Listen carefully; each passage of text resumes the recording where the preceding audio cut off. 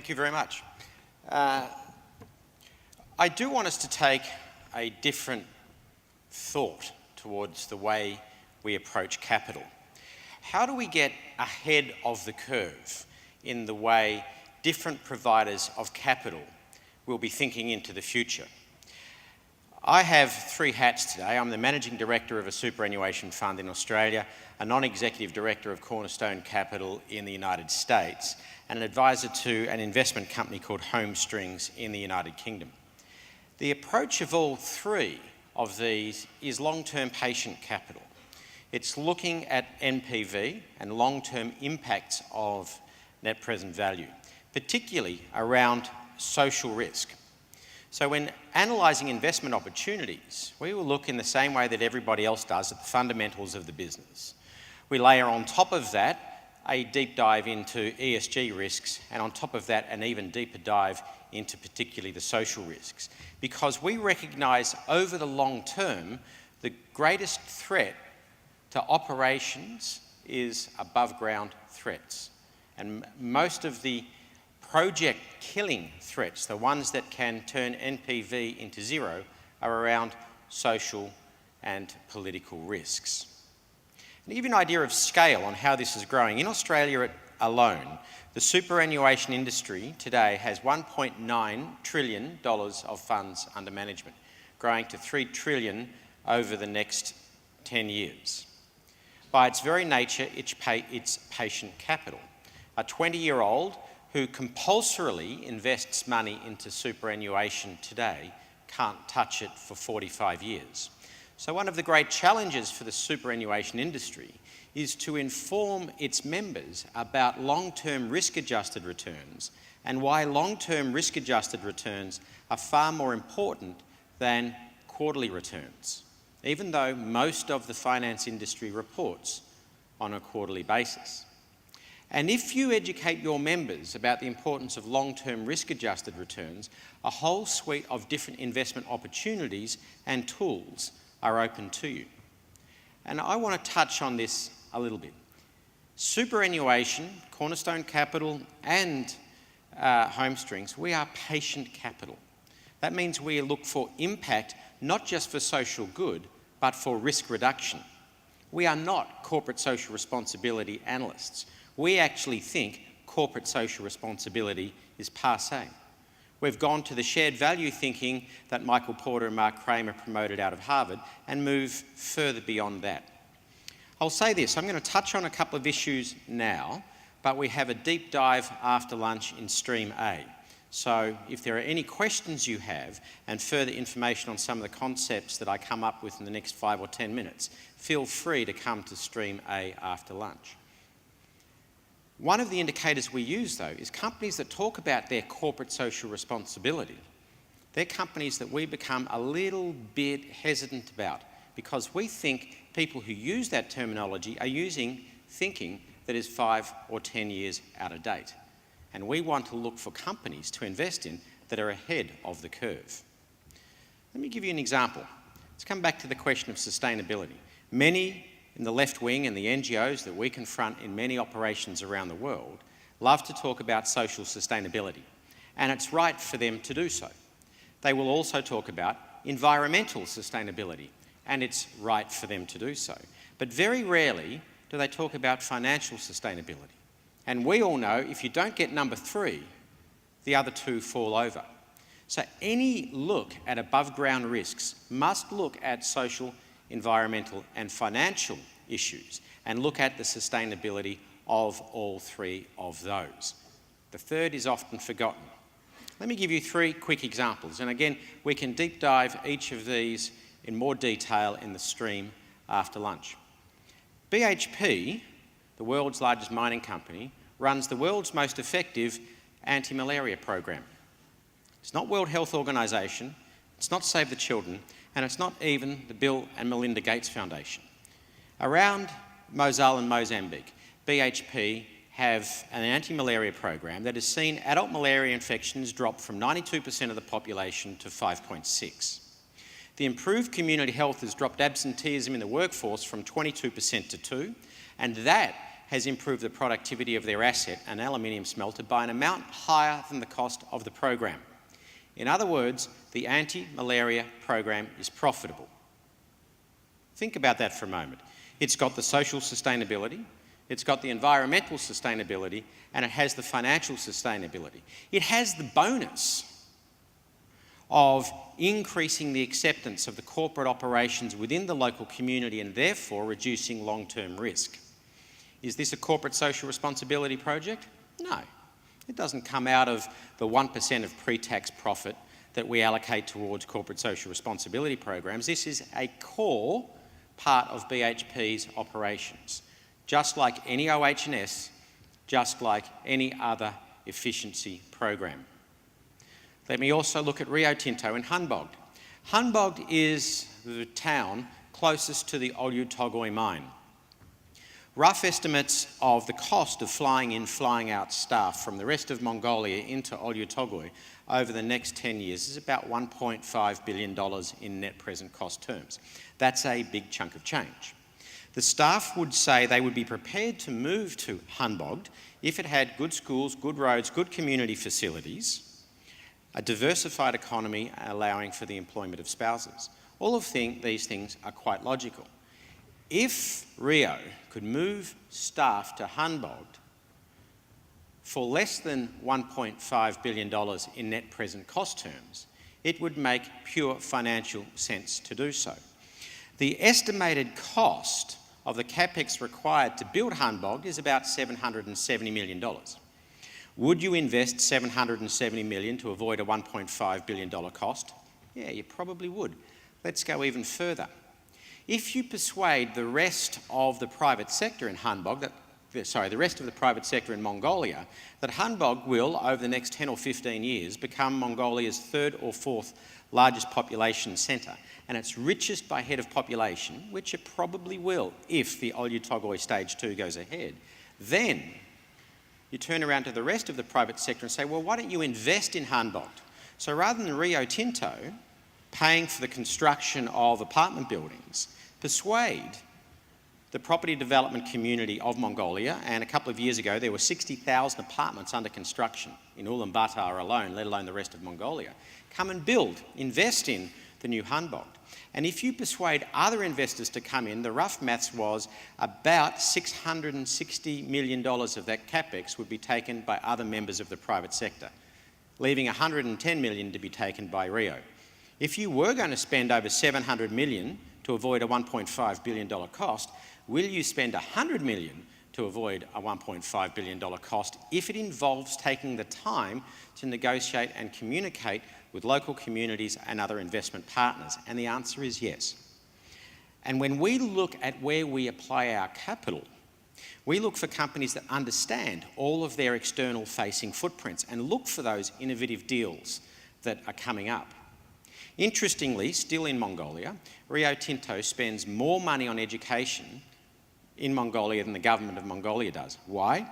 Because they know that good primary school, secondary school, relevant vocational education and training, primary healthcare and water supply leads to better second and third generation workforce that can be measured in NPV terms.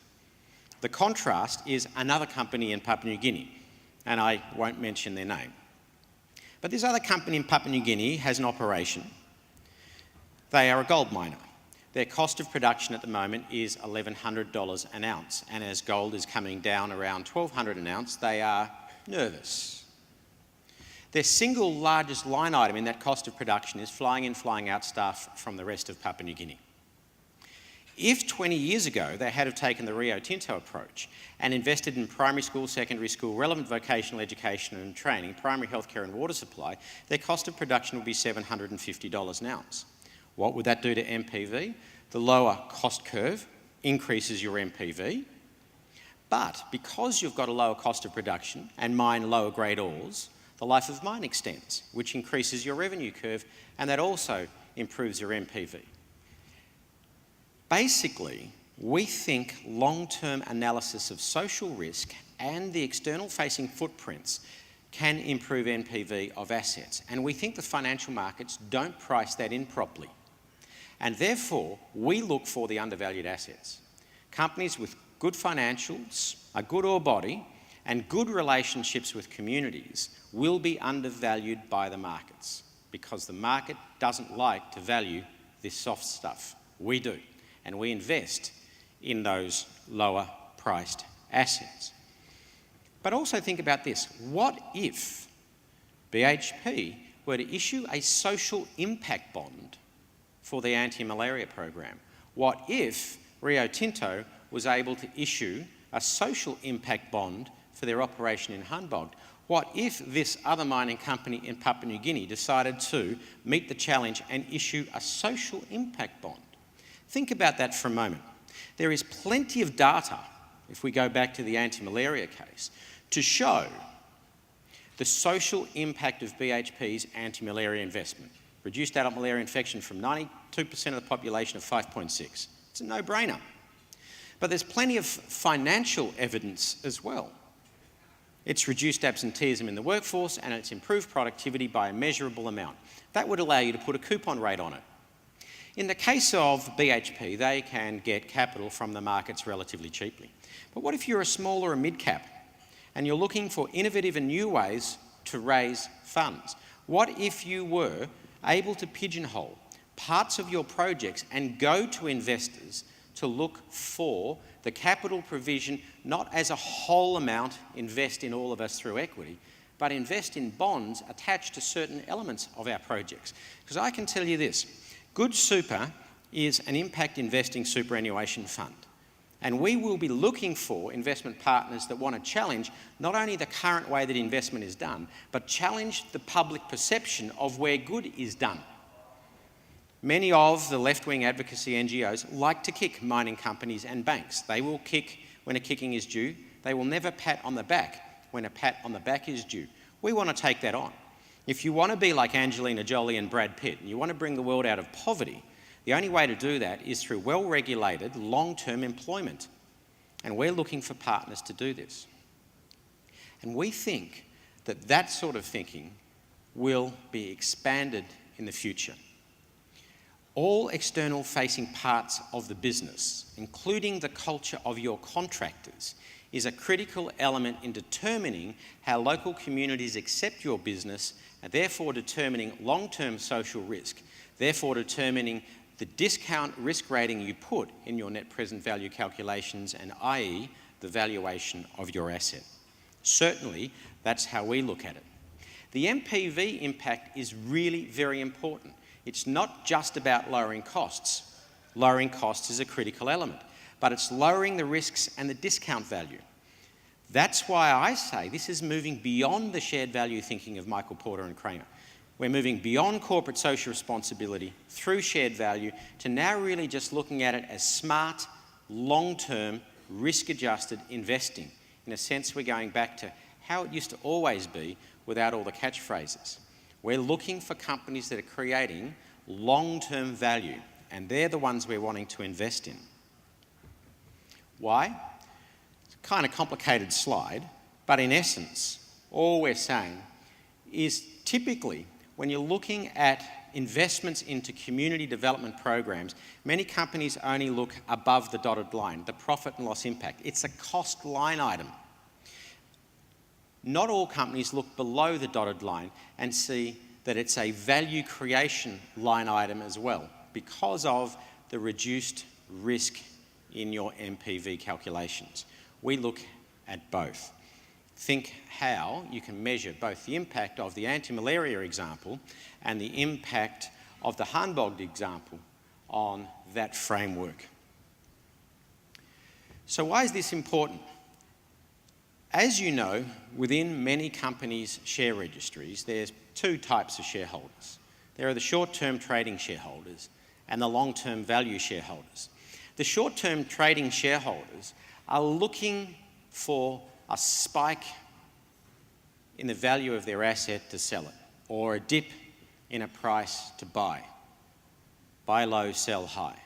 And the traders are not really partners in your business. What you're looking for is the long-term value investor. If the math stacks up, I would like to go back to that Papua New Guinea company, prepared to take a dip in short-term profitability by investing in those community programs that I know pay back in 10, 15 and 20 years' time, because I'm patient capital. I have capital for 45 years.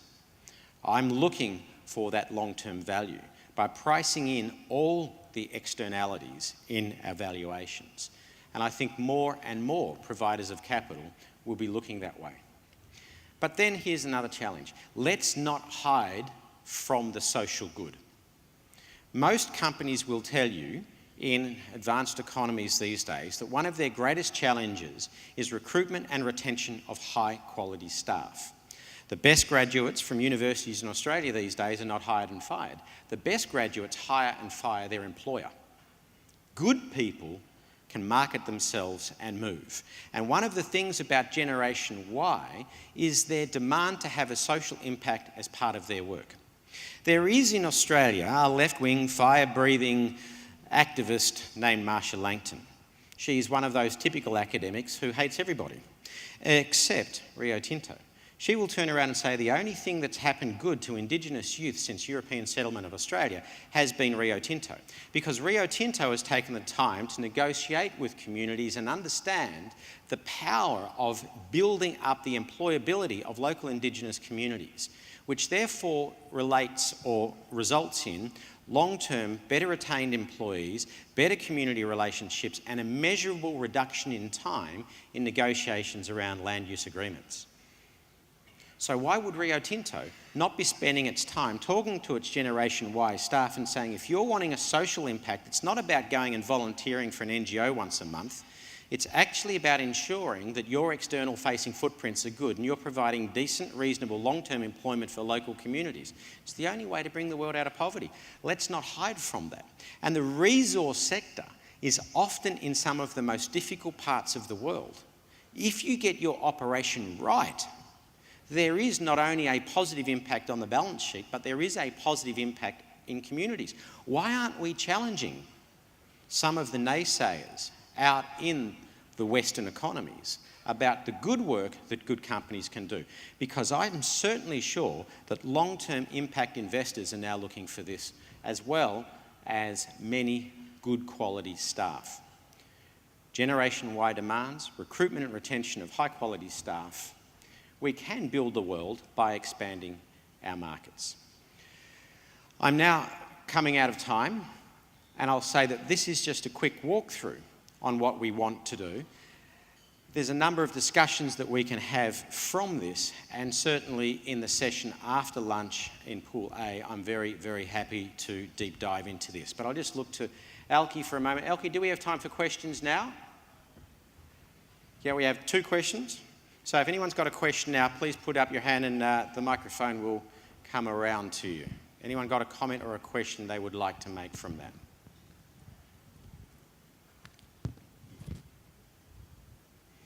If not, I would ask each of you to come along to our session after lunch where we're going to deep dive into all of these issues. And I would say that the key point to take away from this is many impact investors looking at the long term. We're wanting to drown out the short-term trader shareholders on your shareholder list and work with the executives of companies that understand the long-term impact that they're having, because we see the long-term value in this. And we are looking for partners to help develop not just your companies, but to develop the local economies and the local communities with them.